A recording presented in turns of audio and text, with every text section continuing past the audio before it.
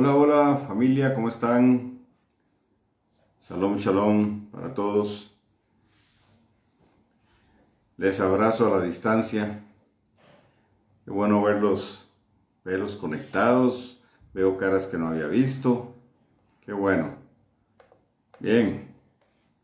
Estamos listos para continuar con lo que iniciamos la semana pasada acerca de los 7 cielos. Pues ha sido interesante las reacciones, no tanto a las personas que están en la escuela o a las que están aquí en la yeshiva, sino personas que se han dado cuenta que estoy hablando de esto y entonces ahora se pusieron a hablar de mí. Pero bueno, esto es parte del baile, es parte de la cuestión y bueno, estamos acostumbrados a esto, acostumbrados a que la gente critique sin saber, sin tener conocimiento, sin estar presentes para poder decir, bueno, esto sí, esto no. Entonces critican por lo que otros les dicen. Pero bueno, a eso no le ponemos atención. Mi mamá decía que muchos hablan porque la lengua no tiene hueso. Es un dicho muy de mi tierra. No, ese habla porque la lengua no tiene hueso.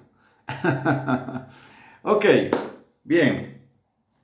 Vamos a continuar entonces con el tema de los 7 cielos.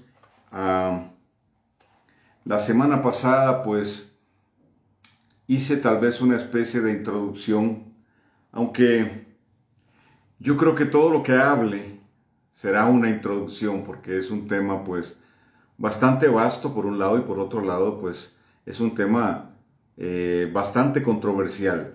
Y se vuelve controversial porque, como mencioné en la clase anterior, muchas culturas, o sí, bastantes culturas, creen en el tema de los 7 cielos. Iniciando con los sumerios, que fueron la civilización más antigua, y con ellos pues nace este concepto. Yo me voy a referir un poquito más a esto, como hablé la semana pasada, porque creo que es importante.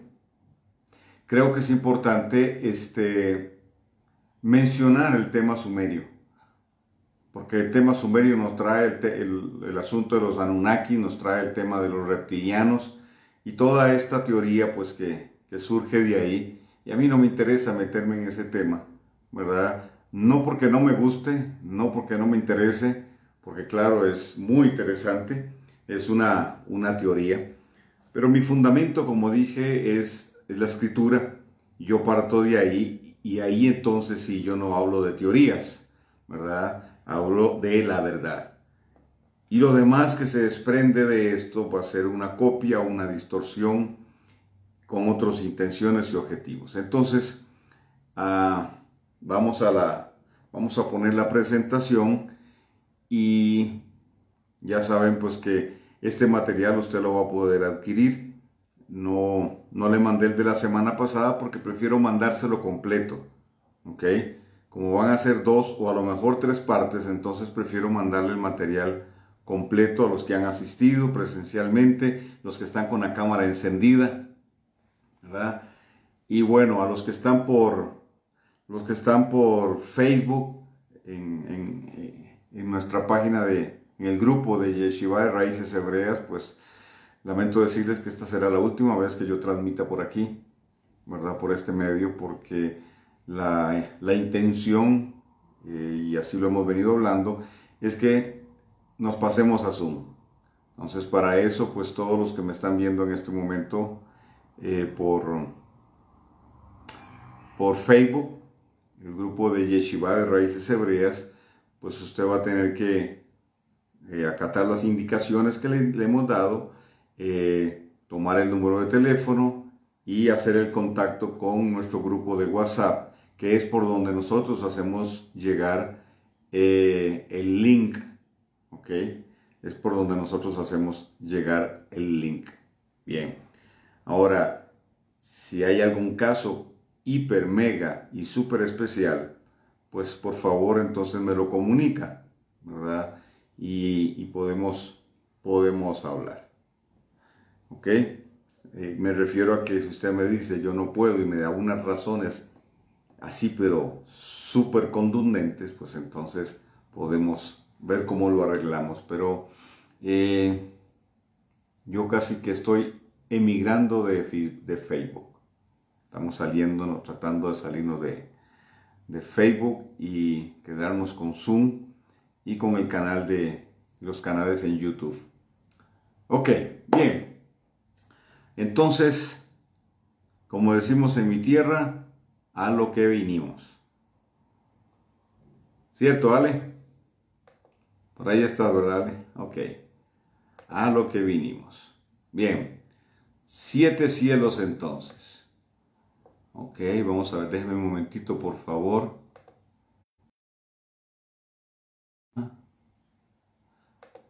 Bien.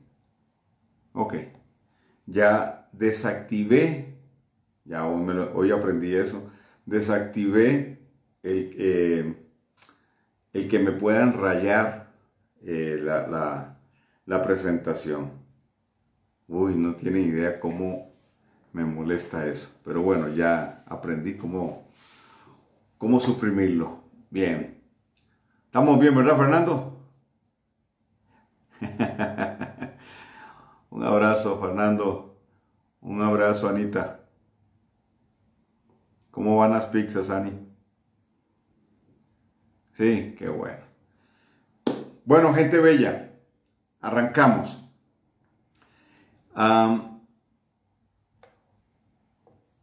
La semana pasada concluimos aquí en esta pantalla. Hablamos acerca de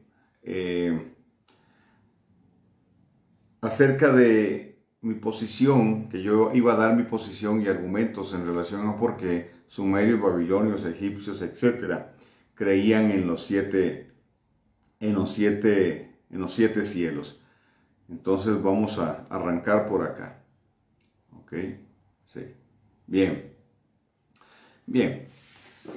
Como ya mencioné, otras culturas, ¿verdad? Hablan de los 7 cielos. Entonces, en ese sentido, pues hay mucha información, si se busca bien, usted va a encontrar mucha información acerca de este tema. El tema de los 7 cielos, el tema de las 7 tierras, que también están en la escritura. Y tal vez podríamos hablar de un elemento común aquí. Un elemento común aquí. El elemento común sería el número 7. Porque en muchas culturas se habla del número 7 y muy concretamente los sumerios en el tema de la matemática y la numerología, pues tenían grandes avances. El número 7 en algunos sectores se le conoce, se le llama o se le reconoce como el número perfecto.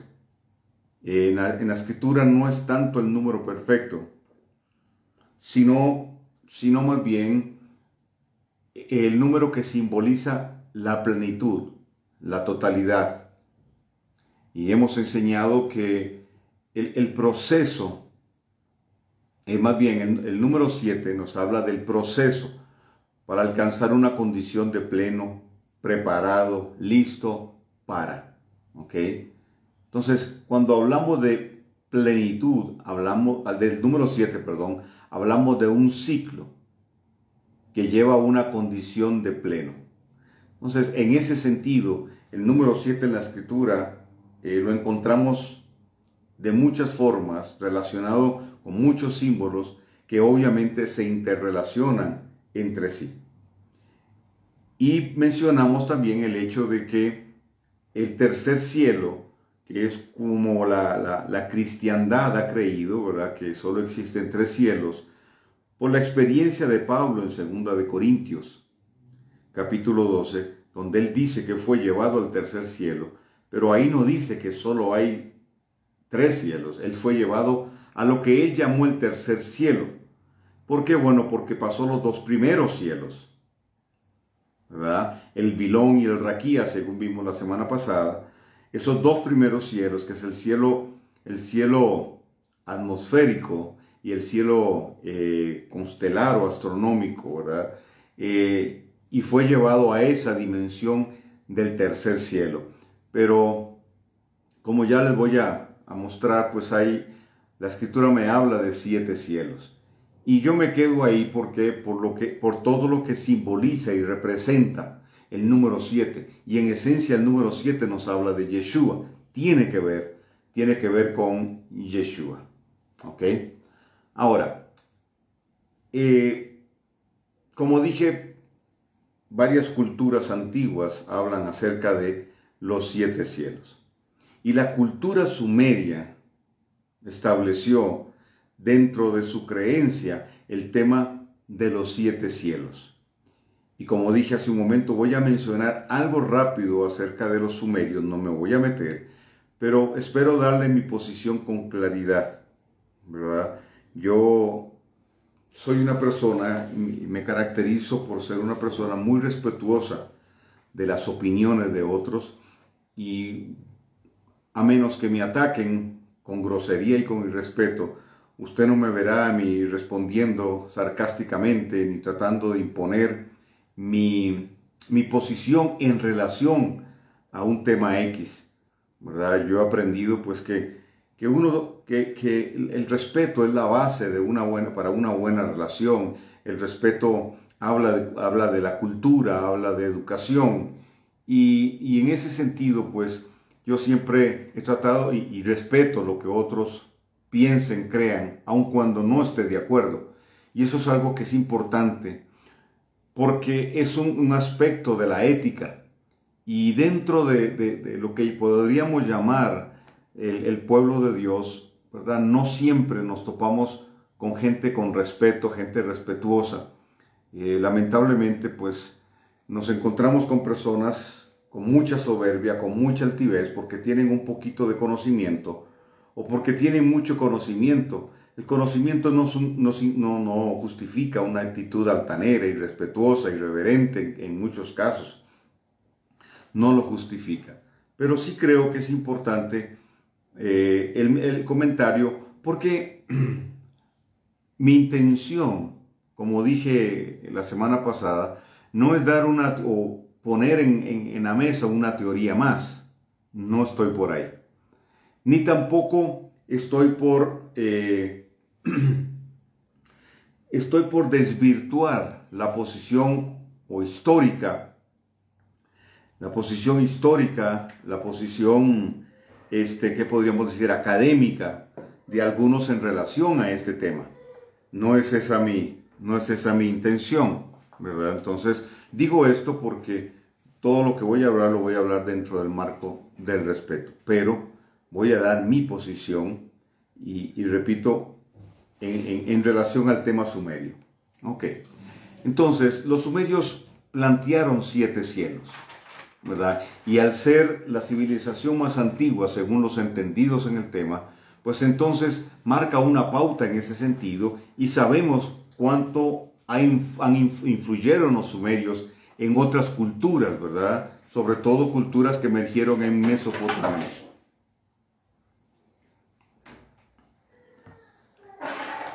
Entonces, los sumerios nos hablan acerca, sus relatos nos hablan acerca, por ejemplo, de la creación, nos hablan del diluvio, nos hablan de un personaje que se asemeja a Moshe y otras más, ¿verdad? Que son similares a lo que la Torá narra, o guardan una similitud con lo que la Torá narra, con lo que la Torá enseña. Y algunos pues plantean categóricamente que los escritores de la Torá tomaron de los textos sumerios, de las tablillas, de la información de los textos sumerios, para entonces hacer la Biblia, de tal manera pues que entonces la verdad se establece a partir de Sumeria y no a partir de la Torá y del pueblo de del pueblo del Dios eterno. ¿Okay? Esa es la posición pues bastante generalizada en relación a aquellos que creen en los sumerios como el origen, ¿verdad?, de la civilización. ¿Okay? A través de los Anunnaki. Bien, las funciones dentro del contexto de los sumerios, ¿verdad?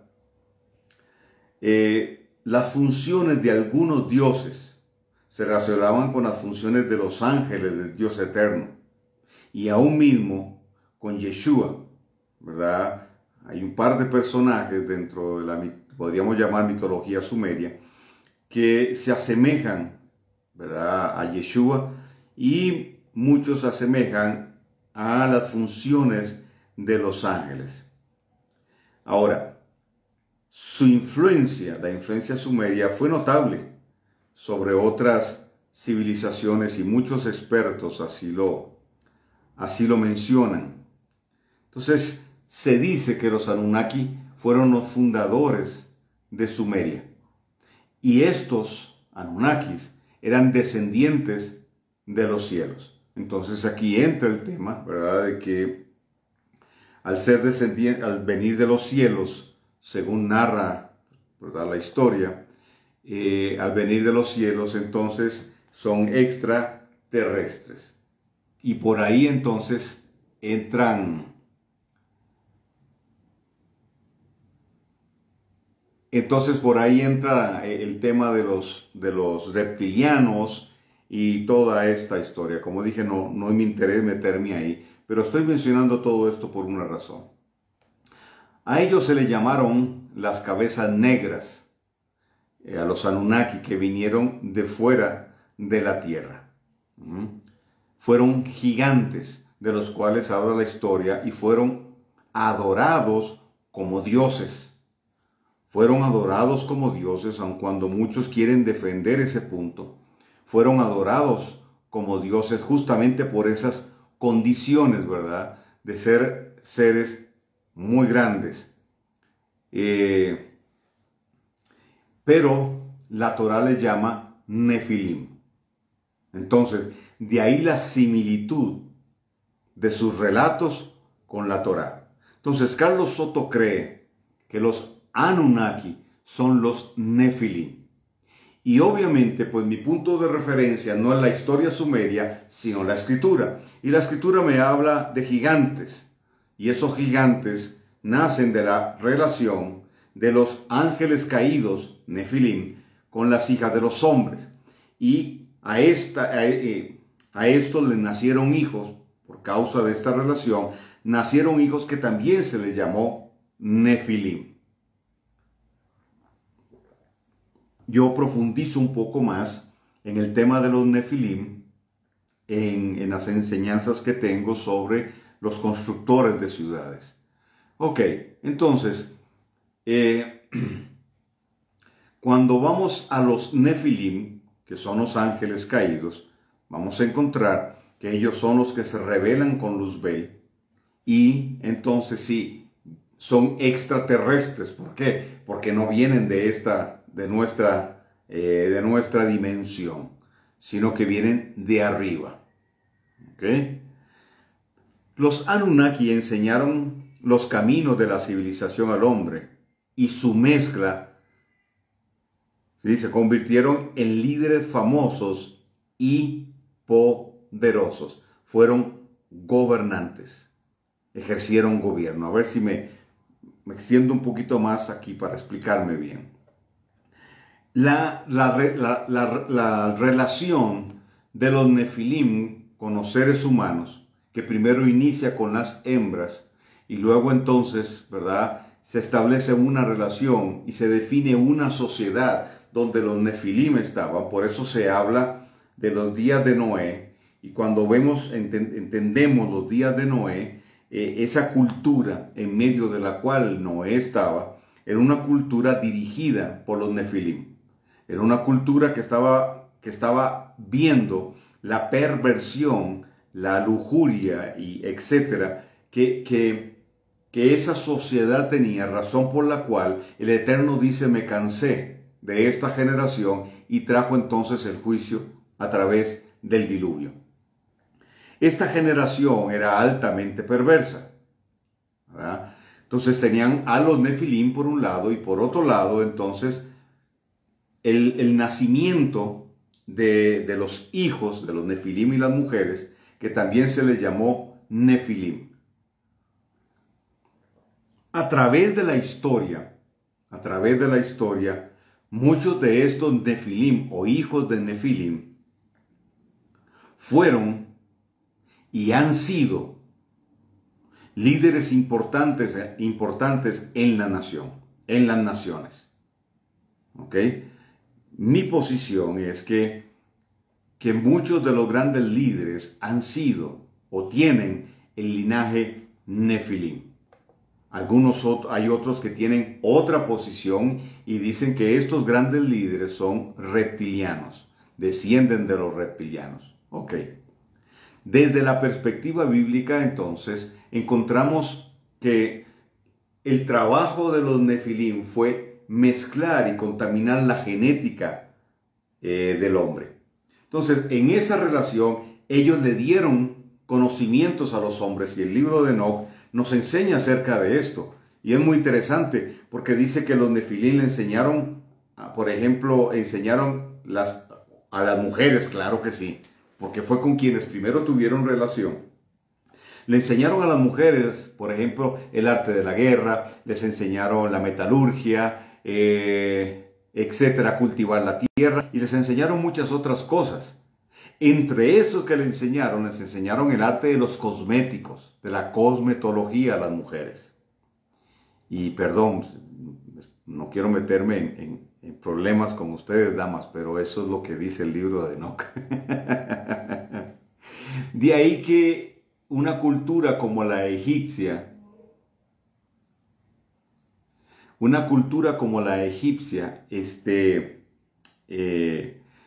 le dio un énfasis tan y tan fuerte al tema de la cosmetología, ¿verdad?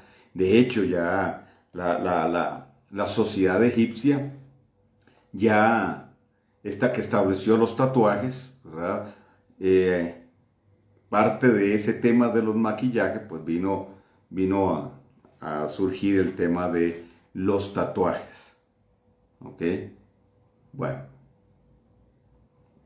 no me meto ahí en el tema de los tatuajes, pero sí les digo, no creo en esa onda que anda por ahí de tatuajes proféticos. No existe tal cosa. El origen de los tatuajes tiene que ver con un pacto con la muerte. ¿Okay? Eso está en la historia, clarito. Y además la Torah lo prohíbe. Y no me vengan con distorsiones de la Torah. Ok, bien. Entonces, le dieron conocimientos al hombre justamente por su condición de ángeles caídos. Recordemos que el padre de ellos, Jailel, la escritura dice que era el sello de la perfección, lleno de toda sabiduría. Entonces su séquito, de igual manera, ¿verdad? Tenía acceso al conocimiento de este querubín protector, como le llama Ezequiel 28. Entonces, los Anunnaki, los Nefilim, es la raza que se mezcló o que mezcló la genética del ser humano. Trajo una mezcla. Los Nefilim fueron adorados como dioses. Entonces encontramos a Saja, a Baal, a Enki, encontramos una deidad como Marduk, como Tamuz, una deidad como Nimrod, que fue un Nefilim adorado, ¿verdad?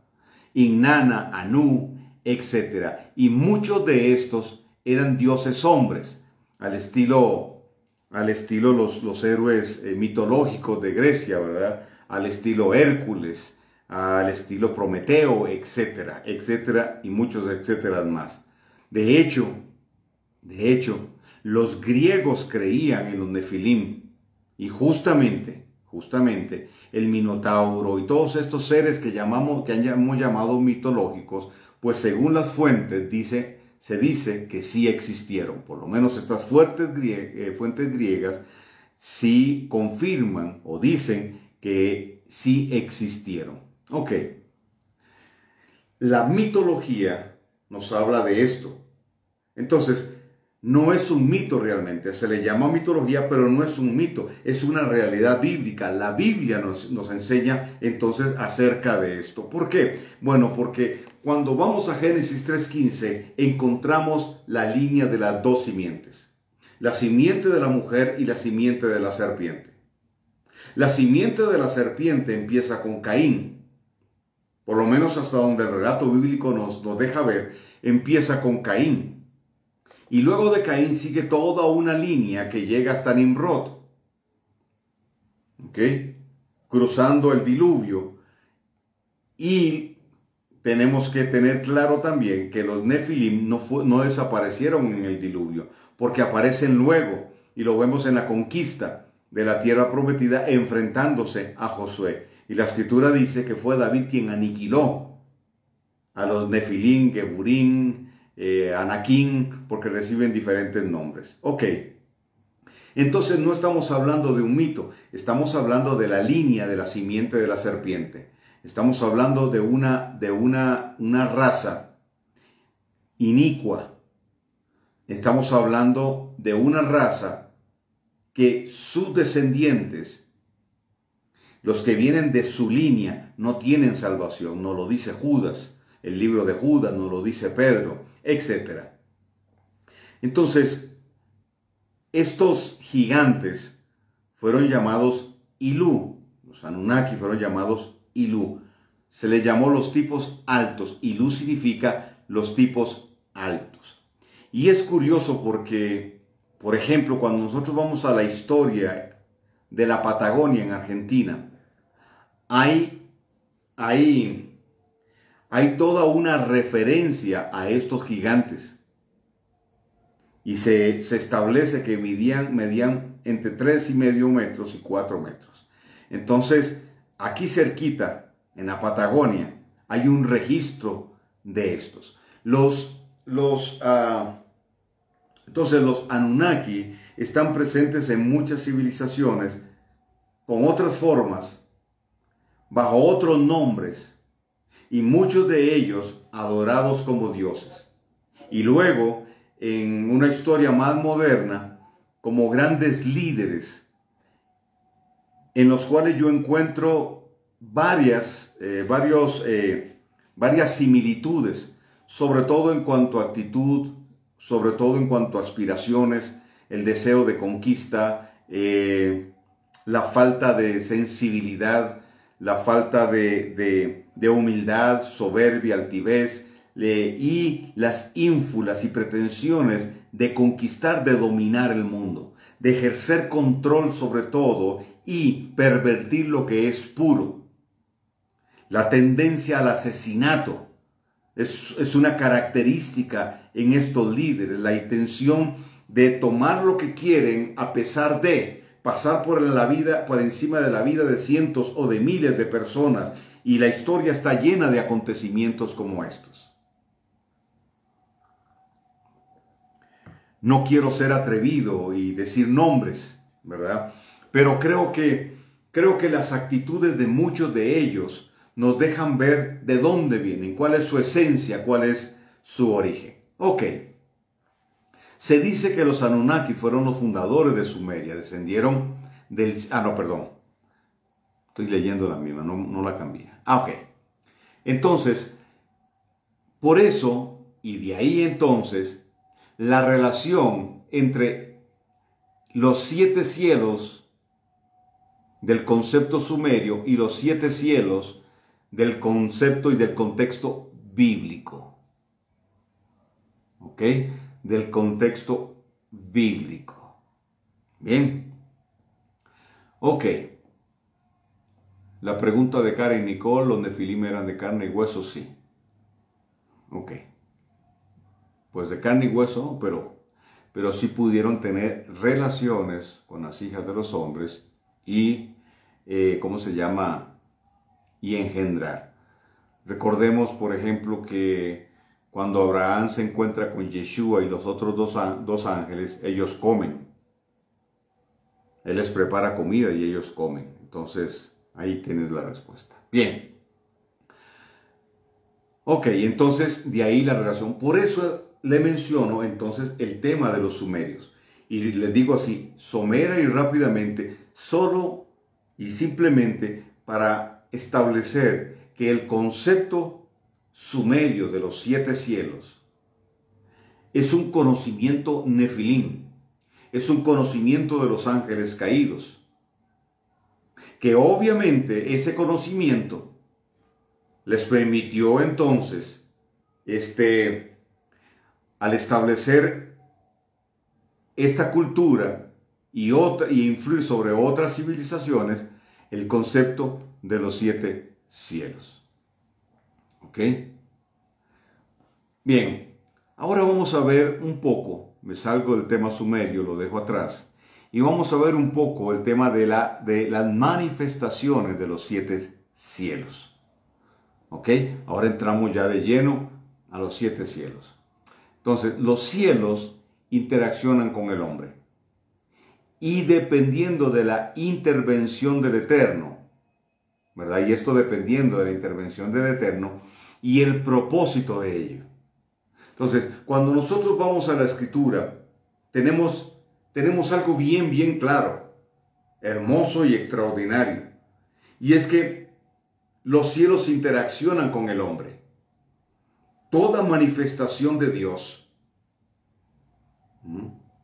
toda manifestación de Dios, obviamente, irrumpe desde los cielos hasta la tierra o hacia la tierra. Entonces, los 7 cielos y sobre todo los 5 cielos, aparte, ¿verdad? El primero es el Bilón y luego viene el Raquía, ¿verdad? Los 5 restantes que tienen que ver con una dimensionalidad diferente interaccionan y se manifiestan del segundo cielo, Raquía, hasta el Bilón para afectar nuestra noche. Entonces hay muchos relatos en la Escritura donde llamémosle fenómeno, se da. Los rabinos talmúdicos creen y definen los 7 cielos como dimensiones. Hay muchas teorías en relación a este tema, mucha especulación y mucha fantasía, ¿verdad? Así al estilo Disney. De hecho, Disney habla de los 7 cielos.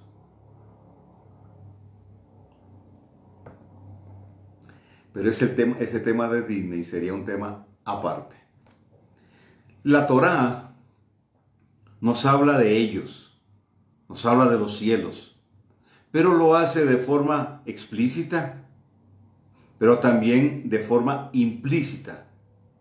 Y esto entonces de acuerdo a la manifestación. Entonces, cuando es implícito, la manifestación nos va a permitir saber cuál cielo fue el que interactuó para manifestarse. Es esa manifestación la que nos permite determinar qué cielo es. Y usted podrá estar pensando, Carlos Soto, pero a ver, ¿cuál es la relevancia de eso para nosotros? Para mí es importante conocerlo porque cuando nosotros decimos los cielos se abrieron, sí, ¿y qué? Los cielos se abrieron, pero ¿qué trajeron los cielos? O sea, ¿cuál es la manifestación si realmente los cielos se abrieron? Porque lamentablemente, tuve eco, lamentablemente se habla indiscriminadamente y se le llama a cualquier experiencia sensorial y cualquier experiencia religiosa, se abrieron los cielos. Entonces muchos bajo la unción de Memo dicen que los cielos se abrieron. ¿Cuál es la unción de Memo? Me emociono.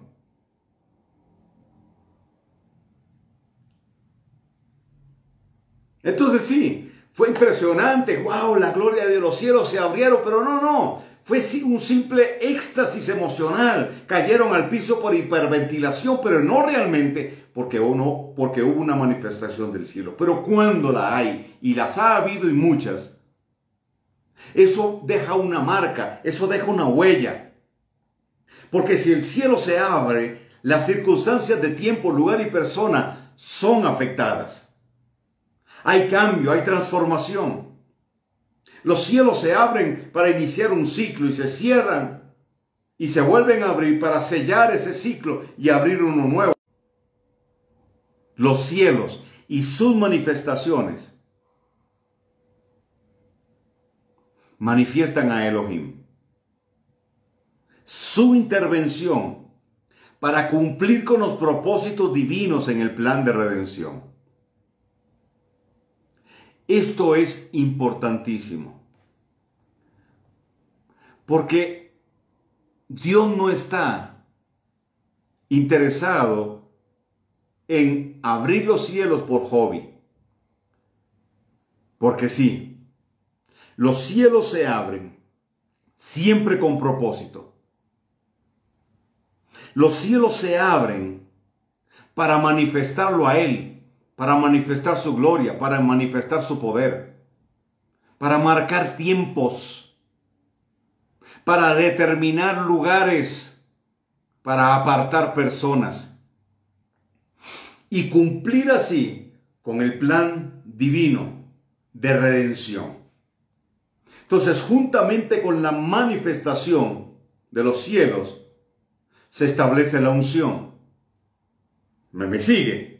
Entonces, cuando nosotros hablamos de la unción, y no me voy a meter aquí mucho, cuando nosotros hablamos de la unción, estamos hablando de la capacitación sobrenatural de Dios para hacer. Es decir, todo aquello que nosotros como seres finitos, mortales, mamíferos bípedos de sangre caliente, no podemos hacer. La sobrenaturalidad de Dios se establece. La unción entonces nos lleva a ir más allá de nuestros límites. La unción manifiesta lo sobrenatural de Dios. La unción es una y uno el ungido. Yeshua es el ungido, Isaías 61. Él es el ungido. Y la unción tiene 12 manifestaciones. O sea, no es una unción. Es como el buen perfume. Está compuesto de 12 fragancias. Entonces, la unción tiene 12 fragancias o 12 manifestaciones. Y están en la Escritura. Hay unción de poder. Hay unción de perdón y arrepentimiento. ¿Usted sabía eso? La capacidad de perdonar no está en la vieja naturaleza. De hecho, la psicología está empezando a contemplar el perdón como terapia. Pero el hombre, en su naturaleza caída, su intención no es de perdonar, no está ahí. Hay una unción especial que el Eterno nos trae para perdón y arrepentimiento. Hay unción de guerra, de batalla, hay unción de autoridad. Y aunque no es el tema, pero ¿cuándo sé yo que hay una unción, que la unción se activa sobre mí?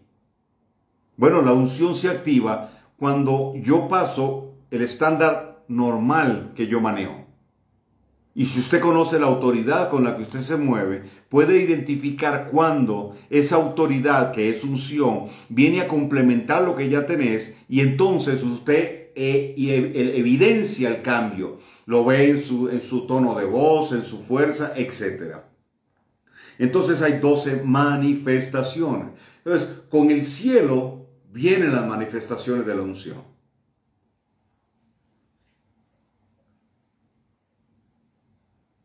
¿Ok? Pero siempre manifiestan al Eterno y trabajan para establecer el plan de redención. Ok, vamos a ver algunos ejemplos antes de entrar a los pasajes o algunos pasajes que nos hablan de los 7 cielos específicamente. que se manifiesta es el cielo llamado Macón. Permítame y hacemos un breve repaso de los 7 cielos. Tenemos Vilón, Raquía, Chejaquim, Zebul, Maón, Macón y Arabot. Estos son los 7 cielos que encontramos en la Escritura. ¿Ok? Cada uno de ellos, como dije, tiene una manifestación, y sobre todo los 5 que hablan de las dimensiones hacia arriba, las otras dimensiones que no son Raquía ni Vilón, interaccionan. ¿Ok? Y en cada una de estas dimensiones, cada una de estas dimensiones tiene características muy, muy interesantes. Ok, vamos despacio. El juicio de Elohim, cuando el Eterno establece un juicio, se hace a través del cielo Macón.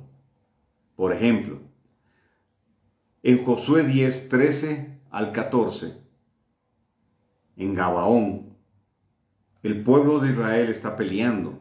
Josué está al frente y no están prevaleciendo en la batalla.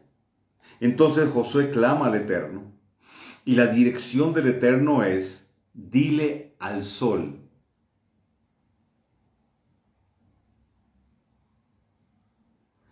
Dile al sol que se detenga. Luz Helena, estoy en eso. Estoy empezando el estudio y poco a poco iré dando los pasajes donde van saliendo los 7 cielos. Ok, entonces, Josué obedece al Eterno y ordena que el sol se detenga. Y hace la proclama: sol, detente en Gabaón. Y el sol se detiene. Al detenerse el sol, ¿verdad?, o la sombra, el día se alarga y entonces Josué prevalece y logra ganar la batalla. Estamos hablando de la conquista de la tierra prometida y con ello entonces un juicio sobre los enemigos que habían ocupado la tierra. En el libro de Éxodo tenemos otro ejemplo que realmente es impresionante.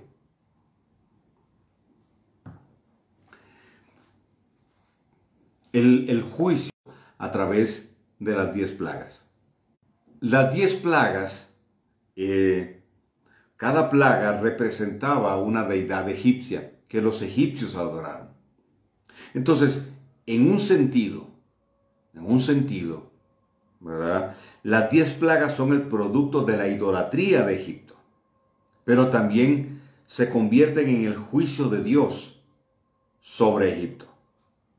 Y aun cuando las 10 plagas, ¿verdad?, se manifiestan en un plano bien natural, el agua se convierte en sangre, etc., pero no podemos dejar de lado que la sobrenaturalidad de Dios operó ahí, que la intervención de Dios operó ahí para que esas 10 plagas tomaran lugar.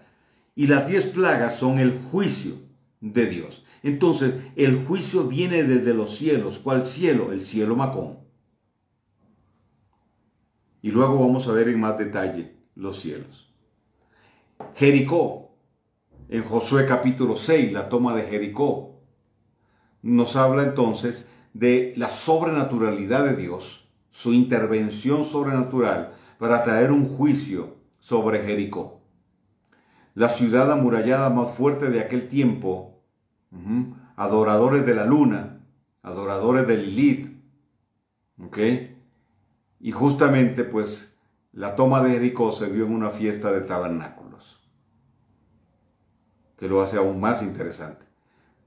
Pero entonces lo que vemos es la intervención de Dios. ¿Por qué? Porque Dios no los manda a pelear, les dice: no van a pelear ustedes. Van a dar 7 vueltas y el 7º día van a dar 7 vueltas. Y lo que van a hacer es a sonar los chofarot y a gritar, ¿verdad? Y no era gritar como locos, sino a hacer un grito, que era una proclama, de la palabra Rúa, no Ruach, que es espíritu, sino Rúa. Y la palabra Rúa no tiene una traducción al español, pero fue lo que el Eterno les pidió que hicieran, ellos obedecieron y las murallas cayeron. Lo interesante del tema es que los estudios arqueológicos de las ruinas de la ciudad de Jericó, ¿verdad? Se debatieron en relación a cómo fue que las murallas cayeron. Entonces, si las murallas cayeron porque los enemigos afuera invadieron, los muros tenían que estar hacia adentro. Pero si los muros cayeron porque hubo una guerra civil por el sitio, entonces los muros tenían que estar afuera, hacia afuera, según el debate de los arqueólogos. Pero resulta ser que encontraron muros hacia afuera y muros hacia adentro. Y de ahí surgió entonces la tercera teoría para ellos, que fue que a los muros les dieron desde arriba. Entonces nosotros entendemos que no es una teoría, fue la intervención divina sobre Jericó, que golpeó los muros desde arriba. ¿Ok? Y pues un dato interesante es que los muros de Jericó eran tan anchos que cabían 5 autos, podían haber cabido 5 autos estacionados uno al lado de otro, por su ancho, por supuesto. Pero eso le habla de la magnitud de esos muros, y el Eterno los derribó.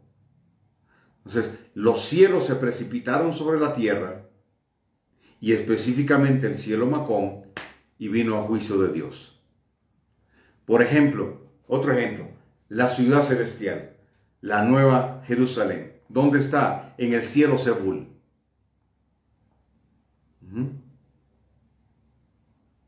La revelación que Abraham tuvo de la ciudad fue tan impresionante para él que Hebreos 11, del 9 al 10, dice que él generó la expectativa de caminar, de avanzar, para ver la ciudad cuyo arquitecto y constructor es Dios. Entonces, ¿cuándo sucede eso con Abraham? Ven qué interesante. En Génesis capítulo 15. Porque dice la Escritura que el Eterno visita a Abraham en la tienda. Él está en la tienda. Eso quiere decir que los cielos se abren. El Eterno le habla a Abraham y le dice: yo soy tu Edén. Yo soy tu jardín, y tu galardón será grande. Y Abraham le dice: mi señor, pero me va a heredar el hijo de la esclava. Y el Eterno le dice: no, no te va a heredar el hijo de la esclava, yo te voy a dar descendencia. Y le dice: sal a la puerta de la tienda. Entonces la pregunta que surge aquí, que yo siempre planteo, es: ¿por qué, si están hablando bien, por qué para seguir la conversación le dice que salga a la puerta de la tienda? Lo mismo sucede con Elías cuando está en la cueva. Le está hablando, pero para decirle lo que sigue, le dice: sal a la puerta de la tienda. En el caso de Abraham, cuando le dice: sal a la puerta de la tienda, el verbo que sigue es Javer, que significa mirar de arriba hacia abajo. Acto seguido, le dice: haz un recuento de las constelaciones. Entonces, Javed nos da a entender, o nos clarifica, que Abraham fue sacado de la órbita terrestre y fue llevado a uno de los cielos que están por encima del Raquía, porque el Eterno le muestra las constelaciones desde arriba. Él las conocía desde abajo, según la astrología babilónica. Las ve desde arriba. Y es en esa experiencia que él conoce la Nueva Jerusalén. ¿Dónde la ve? En el cielo, llamado Sebul. Juan está en la isla de Patmos, dice en el día del Señor. Qué lamentable que los traductores hayan hecho esto. Porque la traducción correcta era, estaba yo en el Shabbat en la isla de Patmos. ¿Qué estaba haciendo? Lo que se hace en el Shabbat: contemplar, meditar en la Torá. Y dice que oyó una voz, vio una puerta en el cielo y una voz que le dijo: sube acá. Ahora, no estamos hablando de una puerta como usted y yo la conocemos. Estamos hablando de un paso dimensional. Estamos hablando de un ducto. Estamos hablando de un vórtice. El Sulam Hashamayim. Los cielos se le abrieron. Y la voz le dijo: sube acá. Y a partir de ahí, él empieza a ver una serie de experiencias. Se le empiezan a mostrar cosas que luego él escribe. Y Juan hace una mezcla interesante. ¿Por qué? Porque en medio de las visiones del futuro también él ve cosas pasadas o incluye cosas pasadas, cosas que ya sucedieron. Pero en general, cuando nosotros empezamos a leer el libro de Apocalipsis, podemos ver la manifestación de los 7 cielos, porque no todo sucede en el mismo plano. Los 7 sellos tienen características de los 7 cielos, las 7 trompetas, las 7 copas.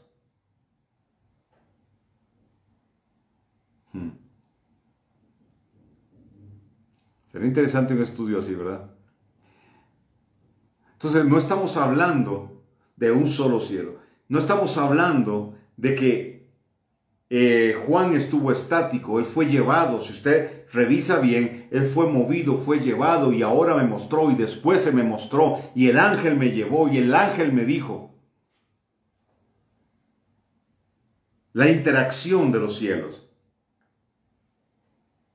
Pero también tenemos el tercer cielo y le pongo número tercero porque así se menciona en 2 de Corintios capítulo 12. Ese cielo se llama Shehakim. La palabra Shehakim está relacionada con la palabra Shekinah. Y Pablo, el apóstol Pablo, es llevado a este cielo.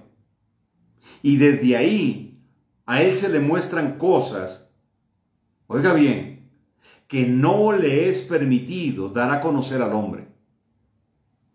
Pero qué interesante, porque es en esa experiencia cuando a él es cuando se le revela la jerarquía divina. La jerarquía del enemigo. En Efesios 6, él nos habla de la jerarquía, nos habla de principados, nos habla de gobernadores, nos habla de potestades, nos habla de huestes de maldad. En las regiones celestes dice. ¿Y cuáles son esas regiones celestes? El segundo cielo. Entonces Pablo está teniendo una visión de plano elevado, de arriba hacia abajo, Jabet, igual que le pasó a Abraham, desde el tercer cielo.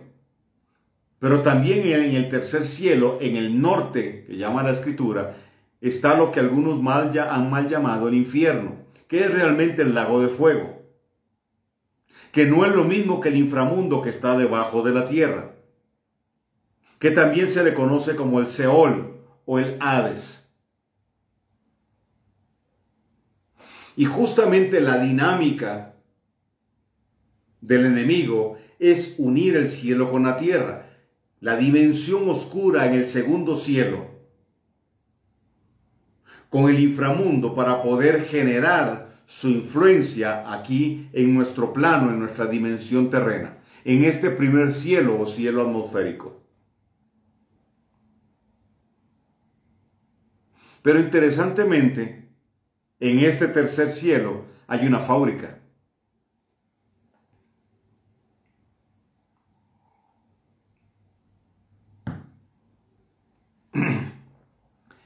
Como tengo la presentación de PowerPoint, no les puedo ver las caras. Me hubiera gustado ver la cara cuando dije hay una fábrica. Solo tengo en pantalla, puedo ver a Alejandra, a Joan y a Lisbeth y a Arcelia Holguín. Bien. Hay una fábrica. ¿Por qué? Porque el maná descendió del tercer cielo. Ahí está la fábrica del maná. Descendió del tercer cielo. Y claro, tiene mucho sentido, ¿verdad? Ok. Pero también podemos hablar de la morada de los ángeles. El lugar donde los ángeles, llamemos así, tienen su cuartel general. Es el cielo Mahón.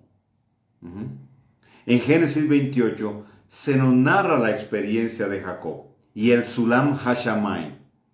Sulam es paso, ducto, puerta, vórtice, ventana, que comunica lo divino con lo terreno. Escalera también se traduce. La experiencia de Jacob,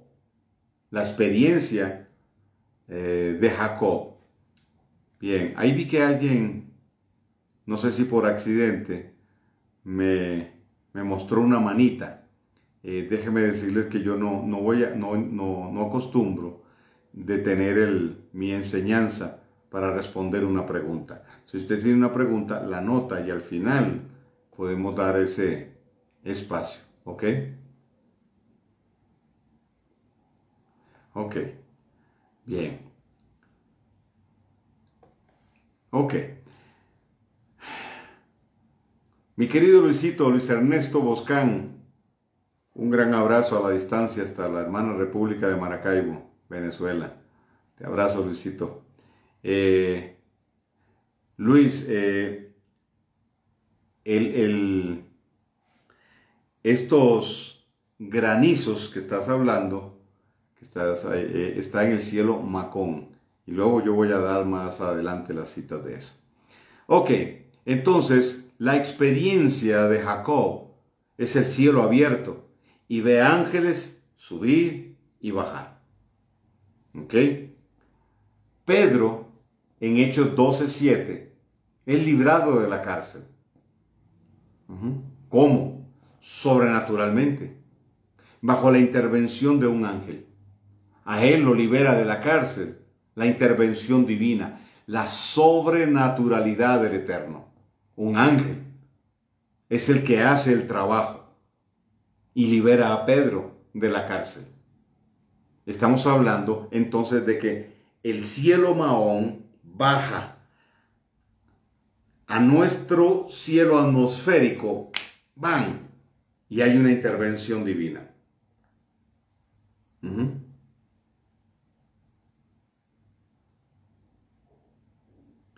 En Génesis 22:12 vemos la experiencia de Abraham cuando lleva a Isaac al monte para sacrificarlo. Y como dato interesante, ¿verdad? Isaac no tenía ni 10, ni 12, ni 15 años. Isaac era mayor, bastante mayor de edad. Y si es tipo de Yeshua, posiblemente tenía 30 años. Algunos rabinos concuerdan que más o menos era la edad de él. ¿Por qué? Bueno, porque se echó al hombro una carga de leña y un niño no podía hacerlo. De hecho, él no corrió. Él se entregó voluntariamente y se acostó sobre el altar. ¿Ok? Y cuando Abraham le iba a clavar la daga, dice la Escritura, el ángel del Eterno, que es Yeshua, lo detuvo. Dice que le habló desde el cielo. Y él se detuvo. Bien. El cielo Arabot es el cielo donde está el Tribunal Supremo. Algunos creen que ahí es donde está el trono del eterno Dios. ¿Ok? El Tribunal Supremo, el Arabot. Entonces, desde ahí, o desde ese cielo, fue que el Padre le habló a Yeshua en el Jordán. Dice que los cielos se abrieron y el Padre dijo, este es mi Hijo amado, en quien yo tengo complacencia. En Romanos 9:28 nos habla de la sentencia que vendrá sobre la tierra a través del Eterno. ¿Desde dónde? Desde este cielo. Vendrá la sentencia y vendrá el juicio sobre la tierra. Cuando leemos en Apocalipsis el séptimo sello, con el séptimo sello viene la ira del Cordero, el juicio de Yeshua sobre las naciones de la tierra, sobre el inicuo, la bestia y el falso profeta. ¿Desde qué cielo? Desde el Arabot. Pero también en Daniel 4:24 hay una sentencia. Los cielos se abren nuevamente y hay una sentencia sobre Nabucodonosor. Y Apocalipsis 17:1 nos habla de la sentencia sobre la gran ramera. ¿De dónde viene esa sentencia? Del Tribunal Supremo. Hay una legislación desde el Tribunal Supremo y se establece una sentencia sobre la gran ramera. Estos son algunos ejemplos de cómo interacciona el cielo con la tierra y cómo, dependiendo de el cielo y sus características, así será lo que sucede en la tierra. Entonces, imagínese un ascensor que sube y baja, pero un cielo dentro del otro que interaccionan, ¿ok? Sube y baja, son dimensiones que interaccionan para que haya una manifestación sobre nuestra dimensión finita. Y repito, en cada manifestación se muestra Elohim.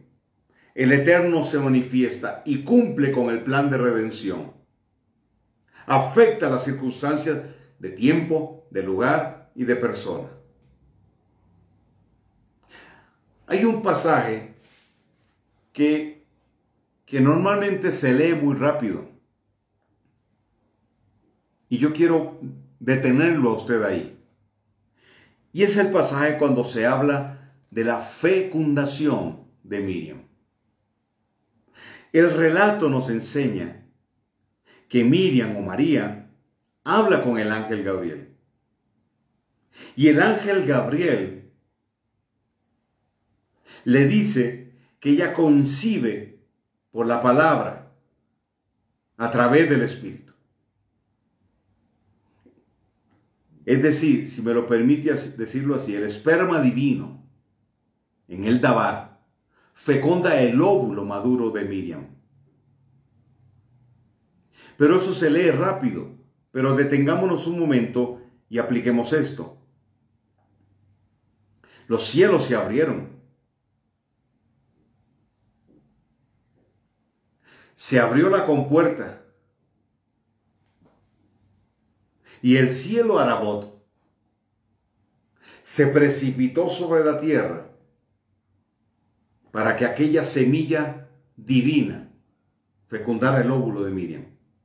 Piense por un momento, trate de imaginarlo, se vale. Lo que en esos 6 cielos hacia arriba, 7 cielos, sucedió. Piense por un momento lo que en el segundo cielo y las potestades de los aires pudieron experimentar. Porque si el príncipe de Persia detuvo al mensajero Gabriel, allá en el libro de Daniel, en el capítulo 9 y 10, que traía un mensaje, ¿cuánto más movimiento debió haber habido? Porque el Hijo del Hombre, porque Yeshua, el Hijo de Dios, iba a nacer. Pero nadie pudo detenerlo. Nada pudo impedirlo. Pero aquello debió haber sido impresionante. El movimiento angelical que se dio. De hecho, tengo testimonios de bastantes personas que viven en Israel y hablan de la intervención angelical. Tengo unos amigos allá que dicen, mira, aquí la gente habla de ángeles como hablar de papas. Ahora, ¿cuánto más movimiento hubo para el nacimiento de Yeshua? En ese caso, para que Yeshua fuese engendrado.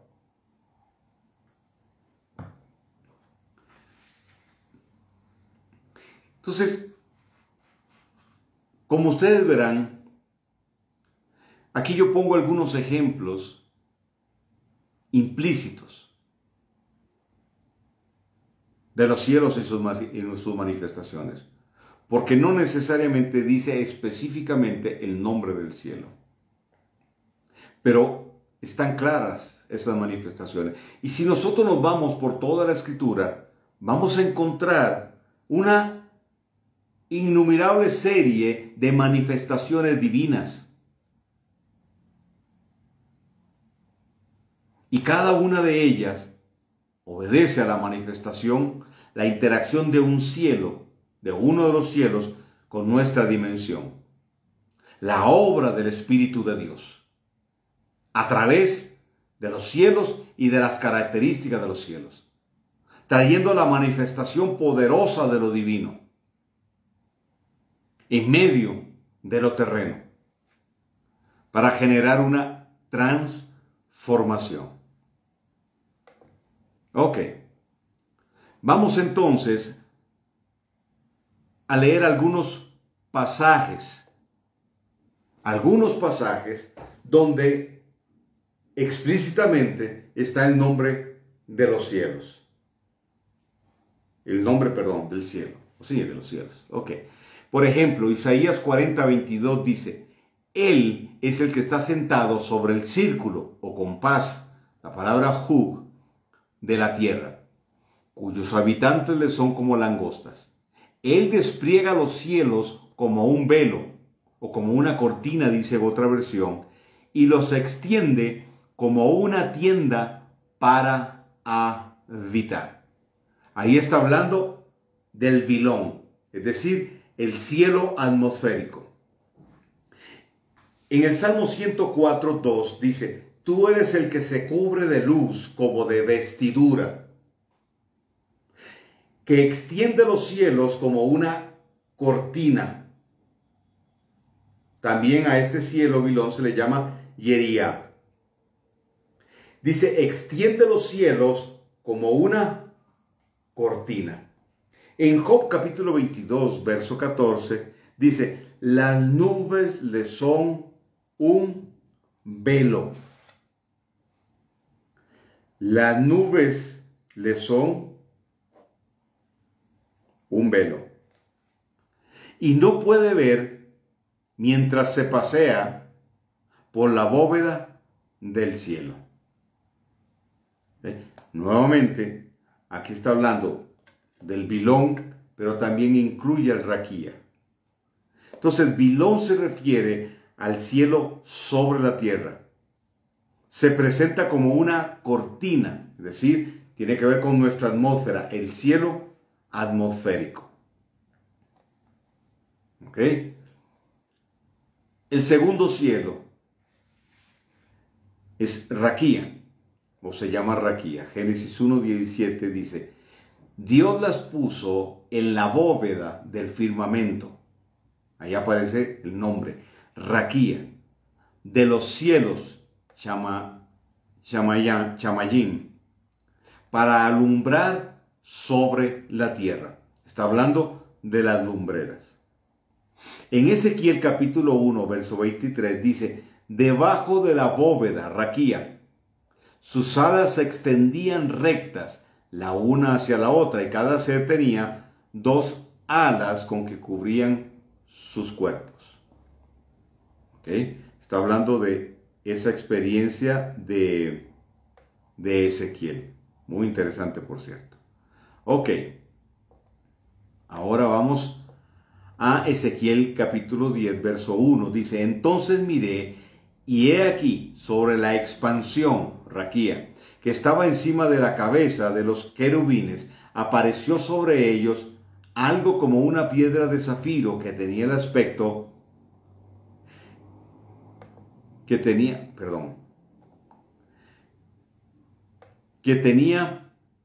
el aspecto de un trono. Apocalipsis 21:1 dice, y vi un cielo nuevo y una tierra nueva, porque el primer cielo y la primera tierra se fueron y el mar ya no es. Entonces, aquí nos habla del cambio en esta dimensión atmosférica y cómo esto afecta al raquía. Cuando Joel nos habla de que la luna se convertirá en sangre, está hablando del raquía, la expansión. Entonces, raquía es el firmamento, la expansión en Génesis, donde están las estrellas, los planetas, etc., el cielo estelar. Luego viene Chehakim. ¿Okay? En el Salmo 78, 23, 24 dice, a pesar de que mandó a las nubes, la palabra nubes, ¿verdad?, es la palabra Shahak, relacionada con Chehakim, Shahak el singular. Está hablando de este cielo, no está hablando de nubes. Y el contexto no lo aclara. A pesar de que mandó a las nubes, Shahak, de arriba, y abrió las puertas, dice, y abrió las puertas de los cielos, Chamayim, a pesar de que hizo llover sobre ellos maná para comer y les dio trigo del cielo. ¿Lo ven? En el Chehakim, tercer cielo, es donde está la fábrica del maná. Ajá. ¿Sí? ¿Lo ve bien? Así es que si usted quiere maná, pídale al Señor que le abra la fábrica del tercer cielo.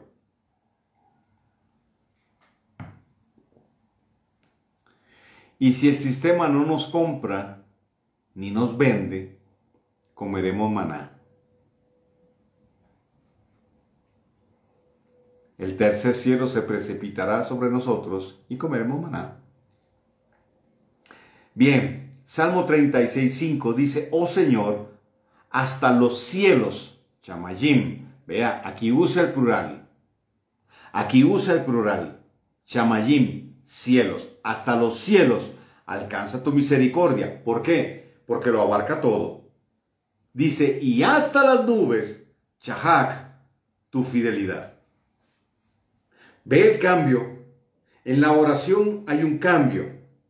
De Chamayim, plural, cielos, a Shahak, un cielo específico. Y habla de la fidelidad, la manifestación de la fidelidad. Luego Proverbios 8:28 dice, cuando afirmó las nubes, otra vez, Shahak, cuando afirmó las nubes arriba, cuando reforzó las fuentes, la palabra Ayim, del océano, Tehom. Proverbios 8:28. Aquí entonces se usa la palabra Shahak para referirse a una dimensión o cielo. Isaías 45:8 dice, destilen, oh cielos, desde arriba, derramen justicia las nubes. Ah, espérate. Derramen justicia las nubes, pero no está hablando de nubes, está hablando de un cielo. Es decir, en otras palabras, que se manifieste el cielo Shahak para que la justicia de Dios tome lugar en medio nuestro. Ábranse la tierra, brote la salvación y juntamente crezca la justicia. Yo, el Señor, lo he creado. Recordemos entonces que Shehakim está relacionado con Shekinah.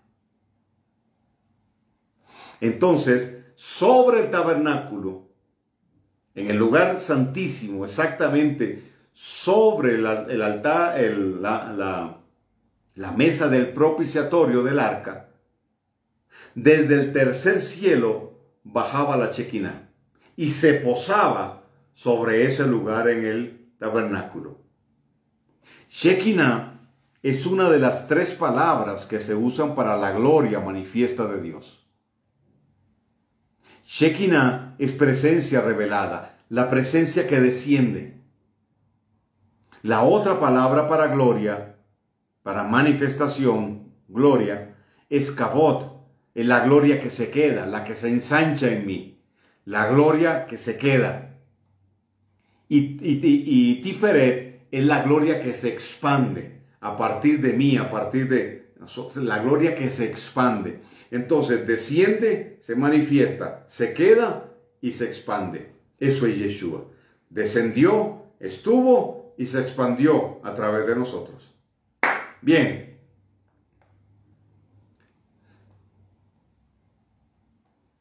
Siguiente cielo. No, todavía con Shehakim. Salmo 68, 34. Dice: reconoced el poderío de Dios, sobre Israel sea su magnificencia y su poder. Esa palabra poder es la palabra os, gobierno firme, majestad. Entonces dice: reconoced el poderío de Dios sobre Israel, sea su magnificencia y su poder en los cielos. ¿Cuál? El cielo Chahak. Ahí en el hebreo usted no dice cielo, dice Chahak. Entonces, desde el tercer cielo, ¿qué sucede? La magnificencia de Dios se establece sobre su pueblo Israel. Y su poder, es decir, su gobierno firme, su majestad. Ahí es donde fue llevado Pablo y vio la gloria del Eterno. Pablo se encuentra con el Eterno en el cielo Chahak. En ese mismo cielo Chahak se encuentra Moisés con el Eterno. Deuteronomio 33, 26. Dice: no hay como el Dios de Jesurum, ¿Quién es Jesurum? Israel. Dice: él cabalga. Es Rakab con K. Me equivoqué ahí. Puse una H. Rahab es otra cosa. Rakab con K de kilo. Sobre los cielos en tu ayuda. Y sobre las nubes, Chahak es su majestad. Y sobre las nubes es su majestad. Entonces, vea esto. Dice: no hay como el Dios, de Jesurum. No hay como el Dios de Israel. Dice: él cabalga sobre los cielos en tu ayuda. La palabra Rakab, repito, corrija ahí, no es Rahab, sino Rakab. La palabra Rakab se traduce como cabalgar. Pero Rakab significa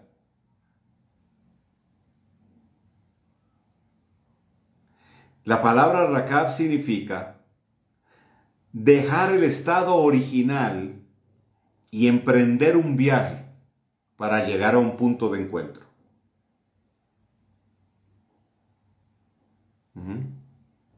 Emprender un viaje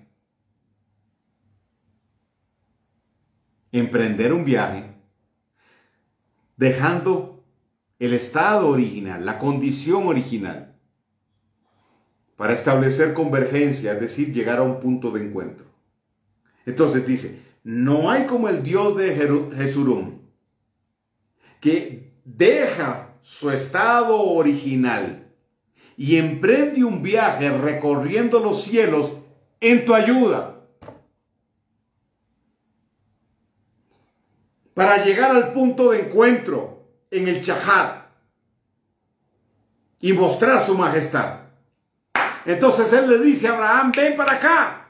Él le dice a Moisés, ven, ven, ven. Le dice a Juan, sube, sube aquí. Le dice a Pablo, hey, ven, aquí es el punto de encuentro. No es en el segundo cielo, no es en el primer cielo, no es donde la religión quiere, no es donde construyan un templo, es aquí en esta dimensión mía.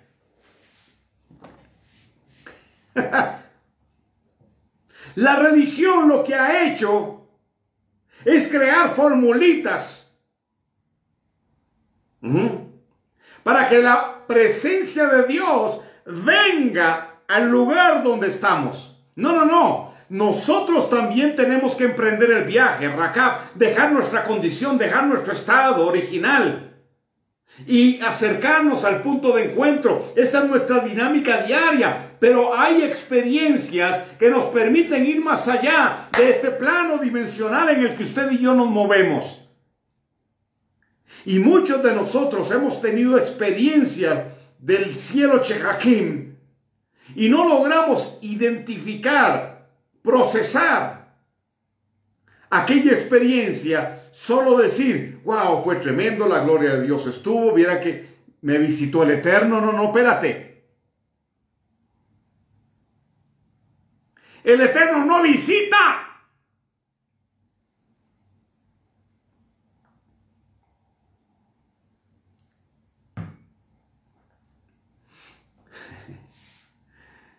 Es que tenemos una visitación de Dios, por favor.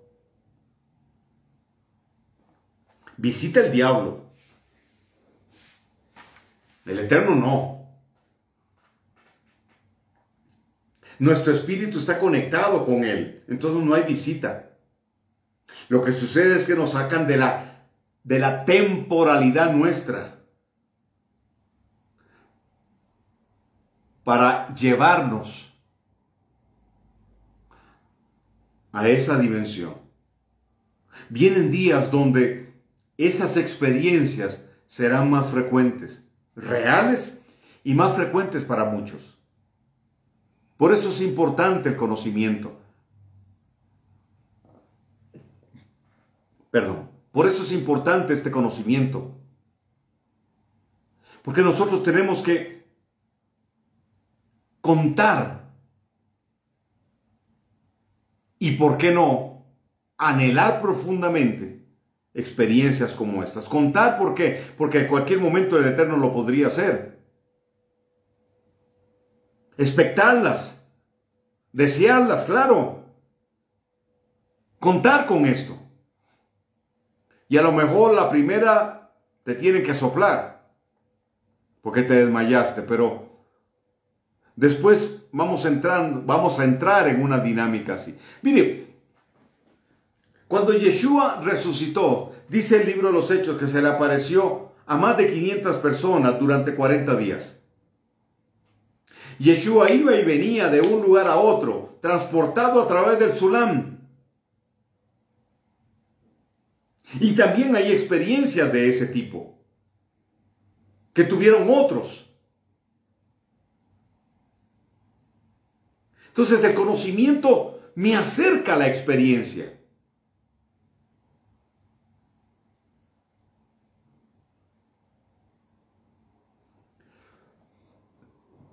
Y algunos de nosotros,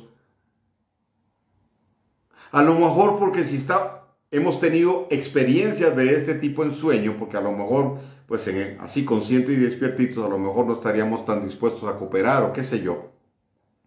Pero muchos de nosotros que decimos hemos tenido un sueño, algunos de esos sueños son experiencias en esa dimensión.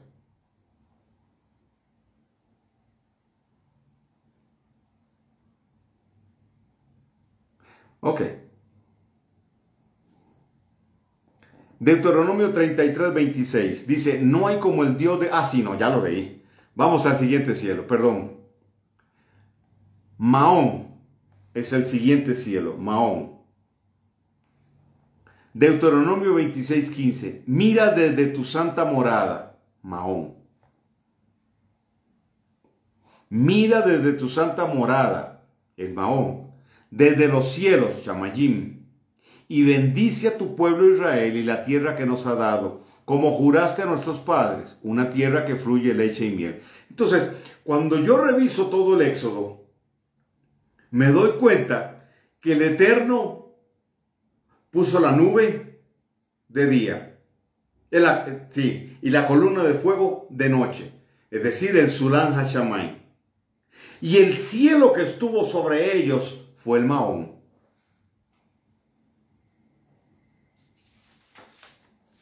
El cielo que estuvo sobre ellos fue el Mahón. ¿Por qué? Porque es en el Mahón donde están las huestes angelicales.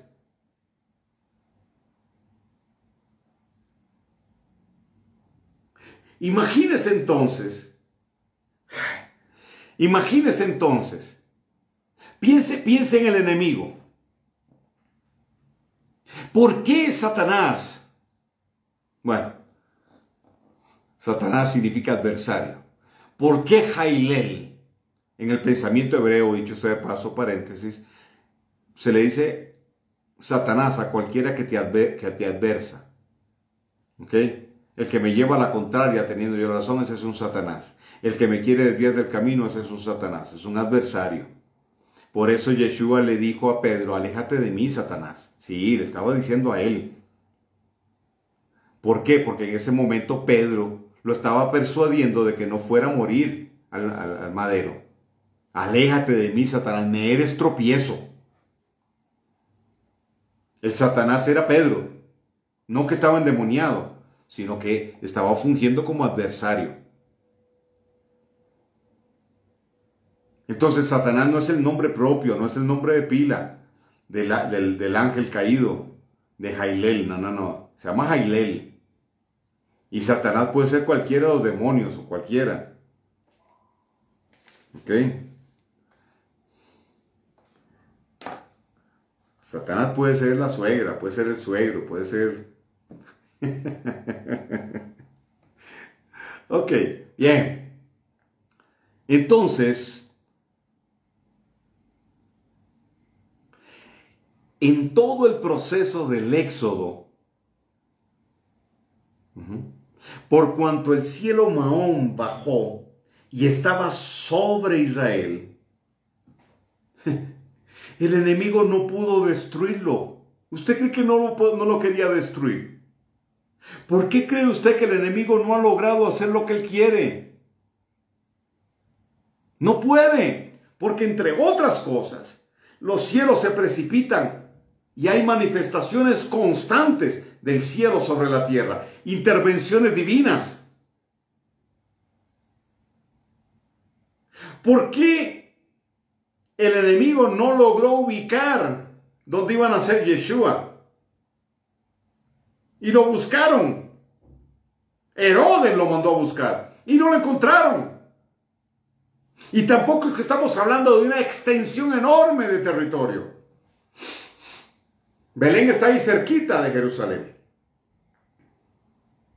¿Por qué? El cielo sobre la tierra.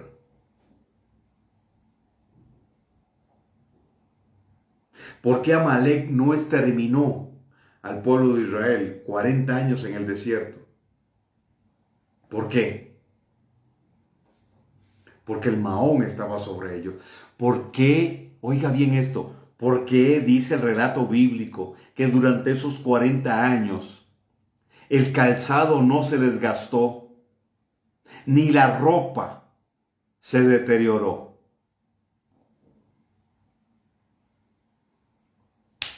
Vamos. ¿Qué vestido dura 40 años en el desierto? ¿Qué zapatos duran 40 años en el desierto a 50 y resto de grados de temperatura?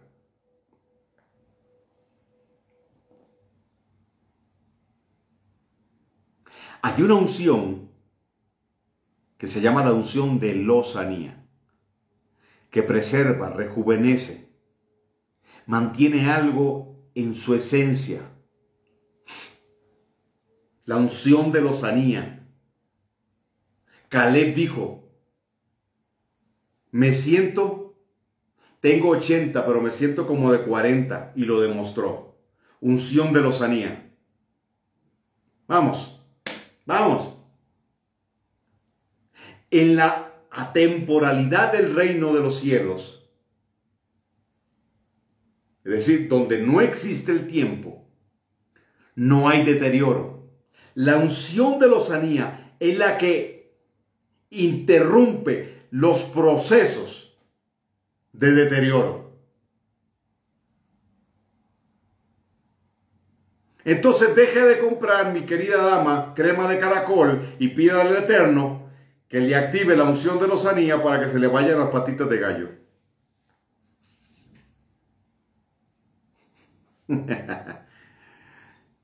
Sí, bueno, no voy a meterme con el tema de los cosméticos, voy a dar ahí. No voy a hacer que haya que ministrarle sanidad interior a alguien.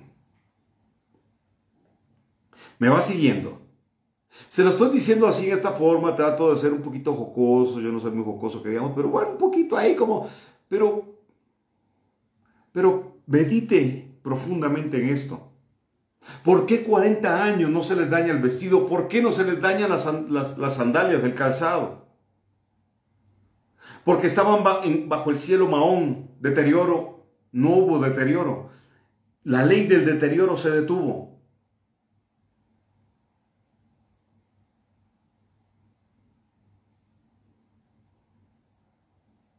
El tiempo transcurrió, pero la unción de lozanía tuvo su efecto. Era inevitable.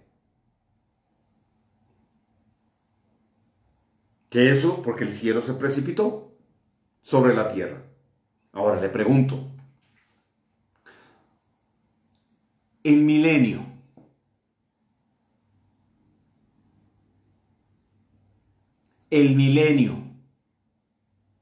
vamos a vivir 1000 años. Y entonces cualquiera se puede preguntar, pero a ver, espérate, 1000 años. Sí, eso implica que no va a haber coronavirus. Eso implica que la ley del deterioro ya no está. La muerte ya ha sido vencida. Y la ley del deterioro como tal no está. Estaremos en pleno bajo la unción de lozanía. 1000 años. ¿Se da cuenta? Es el cielo Mahón. Salmo 26:8 dice, Jehová, he amado la habitación, Mahón en el hebreo, de tu casa, el lugar, Macón, que es otro de los cielos que ya vamos a ver, donde habita tu gloria, Mishkan, tabernáculo. Vea bien este salmo, Jehová, he amado la habitación de tu casa, es decir, el Mahón. La experiencia de David fue en el Mahón. Dice, el lugar, Macón, donde habita tu gloria. Lo que David estaba experimentando es la unión del cielo con la tierra. El Mahón sobre él, el tabernáculo y la gloria del Eterno, desde el Macón hasta la tierra, pasando por el Mahón, que era, por decirlo de alguna manera, el cielo encargado de reflejar esa gloria. El siguiente cielo, el Macón. Primera Reyes 8:39. Dice, entonces escucha tú en los cielos, Shamayim, el lugar, Macón,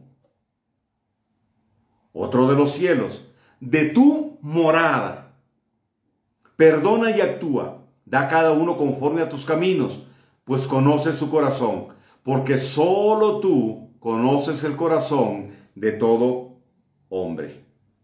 Ese es el Macón. Porque el Macón es donde está el depósito para los juicios. El Macón es donde está la nieve, donde está el fuego. Desde donde se ejecutan los juicios de Dios. Donde están los granizos. Luis Boscán. Éxodo 15:17 dice, tú los introducirás y los plantarás en el monte de tu heredad, en el lugar que has preparado como tu habitación, Macón, en hebreo. En lugar de habitación dice Macón en el hebreo. Oh Señor, en el santuario que establecieron, ahí se usa la palabra cum, que es la raíz de Macón. En el santuario que establecieron tus manos, oh Señor. Salmo 33, 13-14. Dice, desde los cielos miró el Eterno y vio a todos los hijos de Adán. Desde su morada, Macón. De su asiento miró sobre todos los moradores de la tierra. Desde su asiento o desde su posición.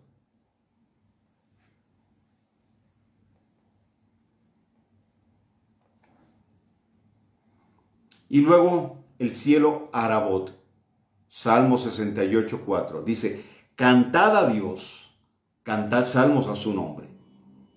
Ensalzad o exaltad al que cabalga, Rakaf, sobre los cielos. La palabra cielos ahí es Arabá, de Arabot. Arabá, singular. Ya es su nombre, y alegraos delante de él. Oiga bien. Dice, cantad a Dios, cantad salmos a su nombre. Exáltelo, ¿por qué? Porque Él es el que cabalga, el que dejó su estado original, dejó su posición y la condición que tenía y cabalgó hacia nosotros para encontrarse con nosotros. Él cabalgó sobre los cielos para poder llegar a donde estábamos nosotros. Alégrense. Entonces, para el pueblo de Israel, él cabalgó y la Shekinah se posaba de tiempo en tiempo sobre el tabernáculo. Pero para usted y para mí, Yohei Bajei cabalgó, dejó su estado original. Tomó forma de hombre, padeció, murió, resucitó. Se sentó a la derecha del Padre, fue establecido en autoridad a la diestra del Padre y está en nosotros y con nosotros. Él dijo, yo estaré con ustedes todos los días hasta el fin de este siglo, hasta el fin de este sistema. Porque después de que esta parte termine, nos veremos cara a cara y estaremos juntos 1000 años. ¿Me va siguiendo? Él cabalgó y se acercó a nosotros. Pero para poder llegar a nosotros, Él tuvo que dejar su condición y tomar forma de hombre y morir para poder redimirnos.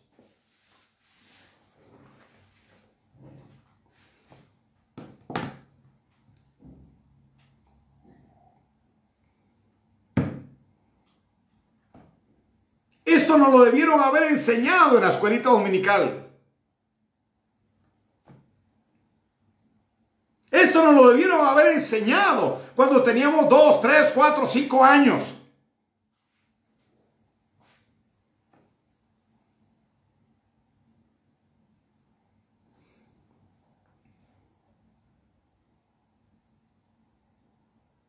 Isaías 24:18 dice, y acontecerá que el que huirá de la voz del terror caerá en el foso, y el que saliere de en medio del foso será preso del lazo, porque de lo alto se abrieron las ventanas, Arubá,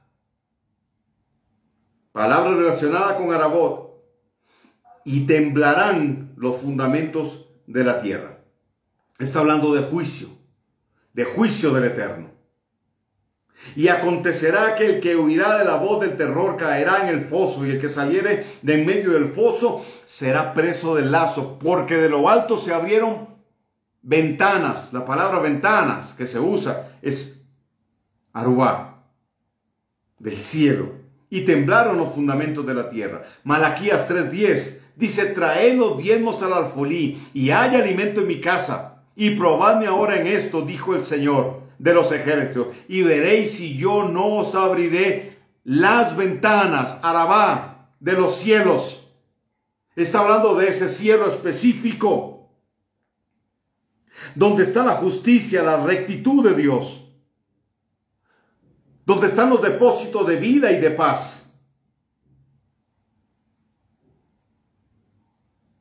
Yo abriré las ventanas de los cielos y vaciaré sobre vosotros bendición hasta que no dé abasto. Aquí está hablando del diezmo. Está hablando de lo que el Eterno promete en relación al diezmo. Ahora, no me voy a meter en el tema, pero entendemos que ya el diezmo no está dentro del sacerdocio arónico. Ya el diezmo ya no se deposita en un alfolí. El diezmo ahora es bajo el sacerdocio de Melquisedec y es otra la dinámica. El principio sigue siendo el mismo, pero la dinámica cambia, los conceptos cambian, pero la promesa es la misma. El Eterno abre las ventanas, depósitos de justicia, de los depósitos de prosperidad, se precipiten sobre nosotros.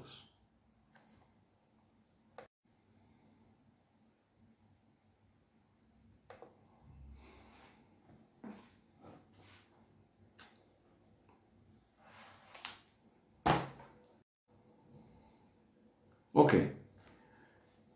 Danielito, Daniel Obed, ¿cómo estás? Órale, mi carnal. Órale, órale. Bien, familia hermosa.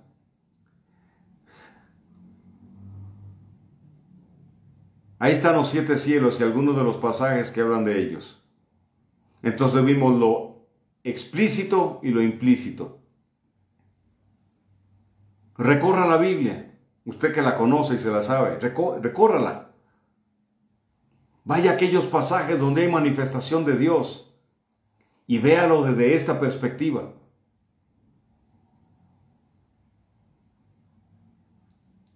Lo que hay sobre nosotros no son solo estrellas.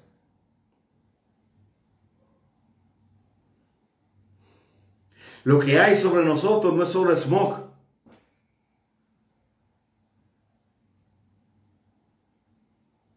Están todos los recursos del Eterno manifestados ahí en esos 5 cielos. Entonces, si usted conoce de batalla espiritual y sabe y entiende que en el segundo cielo hay una batalla y que como a Daniel muchas cosas son estorbadas, piense que sobre ese segundo cielo hay 5 cielos más, desde donde la gloria de Dios se manifiesta. Cada cielo tiene características particulares, cada cielo tiene en sus manifestaciones, tiene la capacidad y el potencial, porque es el poder de Dios, es Dios mismo, de generar transformación en nuestra dimensión. Cuando la Escritura dice, y la tierra será llena de su gloria, está hablando de que la plenitud de los 7 cielos se manifestarán. Los 5 cielos se van a precipitar y el primer cielo va a desaparecer. Es decir, la atmósfera viciada, va a haber un cambio en la atmósfera, va a haber un cambio en el ambiente. La tierra va a ser renovada. Esa primera tierra va a pasar y volverá a ser como la tierra Adamá, donde estuvo asentado el huerto del Edén.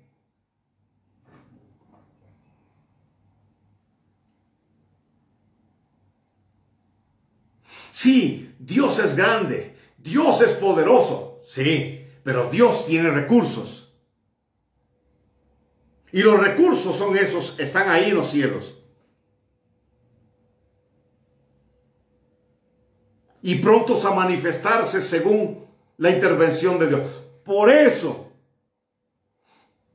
el Eterno ha enfatizado tanto y tanto en el tema de la adoración, de la genuina y la verdadera adoración.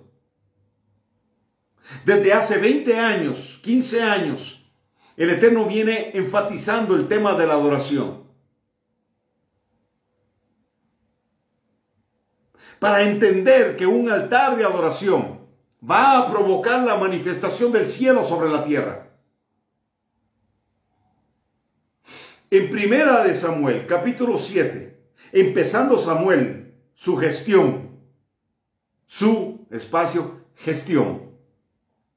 Le vienen a avisar que los filisteos, enemigos acérrimos de Israel, vienen contra. Y entonces, ¿qué hace Samuel? Samuel no envía al ejército a anticipar al enemigo.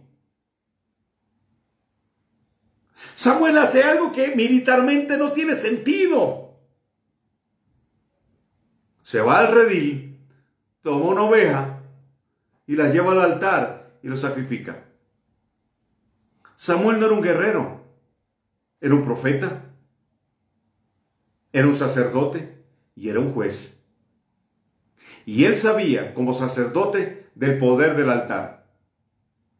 Él sabía que el altar provoca la intervención de Dios. Él sabía como profeta que si Dios interviene, hay victoria. Y como juez sabía que una sentencia de él, del juez supremo, del Dios eterno, Elohim, era irrevocable. Y la forma de provocar su intervención era a través del altar. Y dice el relato bíblico que mientras el sacrificio se consumía, el Eterno blandió su espada sobre los enemigos. Y no solo eso, ese día los venció el Eterno. Pero luego los 40 años de gestión de gobierno de Samuel, los filisteos ni ningún enemigo se pudo acercar. ¿Por qué? Porque fue sitiada la tierra por el Eterno. Es decir, el cielo se precipitó sobre la tierra y Dios guardó al pueblo por causa de Samuel y por el entendimiento que él tuvo de lo que se representa y significa un altar. ¿Entiende eso? Luego el pueblo elige a Saúl y eso cambia. Entonces Samuel se va a Ramot de Galaad. Ahí está su casa. Pero entonces él levanta un altar y mantiene un altar encendido 24/7 para el Dios eterno. Él entiende que el poder del altar es clave y mantiene ese altar encendido. Y cuando Saúl cree que David está escondido en Ramot de Galaad, en casa de Samuel, en 2 ocasiones o 3 ocasiones, manda un destacamento de 50 hombres. Y los hombres, cuando pisan territorio de Ramot de Galaad, ni siquiera es que llegan a la propiedad, a la casa de Samuel. Pisan, cruzan la frontera y entran a Ramot de Galaad. Dice el relato bíblico que empiezan a profetizar. ¡Vamos! Entonces Saúl dice, no, voy a ir yo. Y cuando Saúl pisa Ramot de Galaad, el territorio entra apenas, cruza la frontera y pisa el territorio de Ramot de Galaad, empezó a profetizar él. ¿De qué estamos hablando? Estamos hablando de los cielos sobre la tierra y un perímetro definido por el cielo, bajo la unción, bajo el cielo Arabot, bajo el cielo Mahón. ¿Me sigue?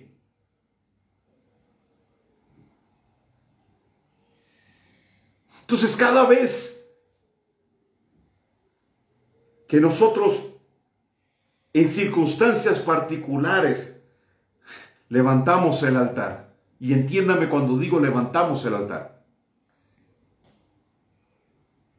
provocamos que los cielos se abran y haya una manifestación por causa de el cielo que requiere se precipite por las circunstancias que se están viviendo. Llegará un momento en que no será intermitente esto.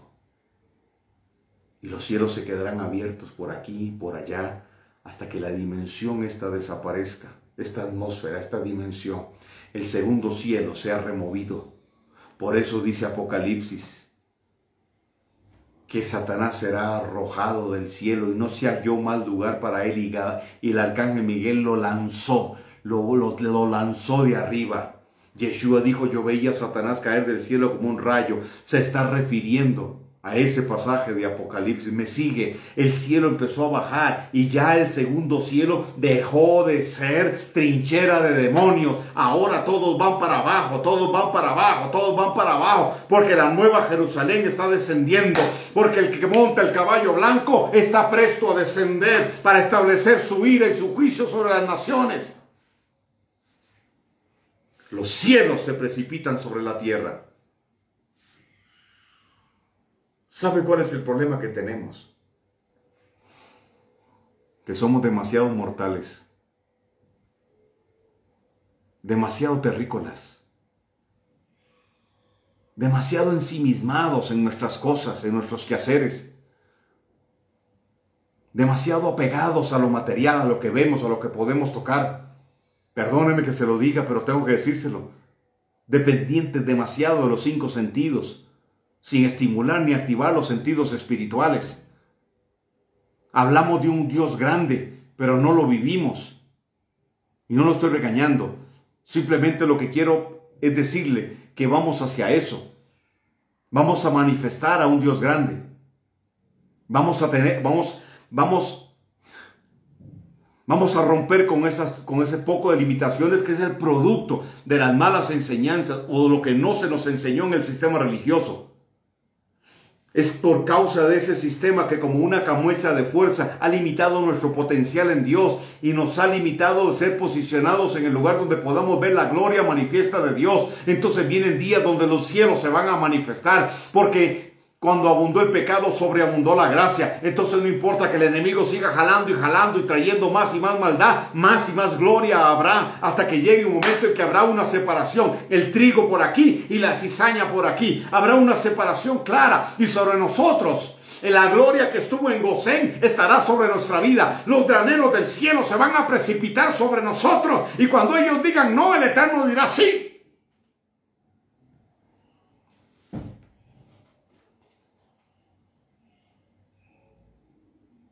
Ay no, Carlos Soto, es que ahora viene el pasaporte sanitario y el que no lo tenga no puede viajar. ¿Qué? No, es que hay que vacunarse. Si usted quiere se vacuna, yo no. Esta es mi opinión. Porque eso no es vacuna.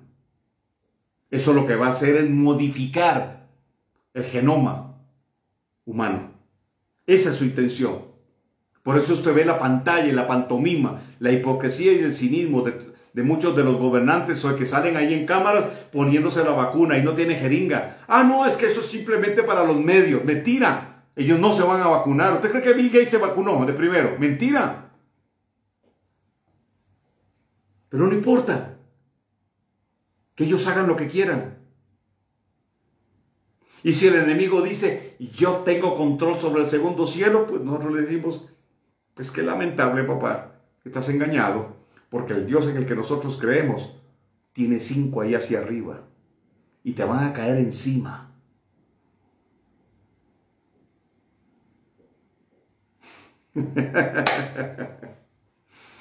Ese es el Dios que tenemos. Eso la Escritura dice. Ah, pero entonces los nefilim nos quisieron robar la vuelta y atribuirse el conocimiento de los 7 cielos a través de la civilización sumeria.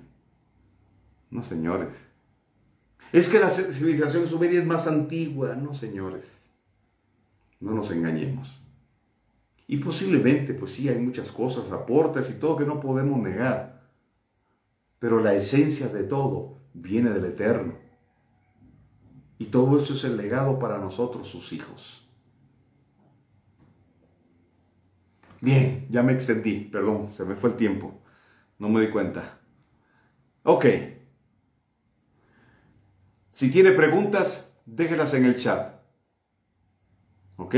Y yo, con gusto, yo las respondo. ¿Ok? La persona que me levantó la manita por ahí, que activó la manita, me disculpo, pero háganme la pregunta y yo con mucho gusto se la respondo. Y al que quiera hacer la pregunta, se la respondo. ¿Ok? Nos vemos el próximo martes. Y espero que si usted no asiste, el próximo martes, es porque está en uno de los 5 cielos por allá arriba. Es la única forma de que esté justificado de faltar la próxima. Abrazos, bendiciones, besos. Chao, chao. Nos vemos el próximo martes. Y si quiere el material, pues háganoslo saber y yo lo que tengo se los envío. ¿Ok? Abrazos. Chao. Gracias.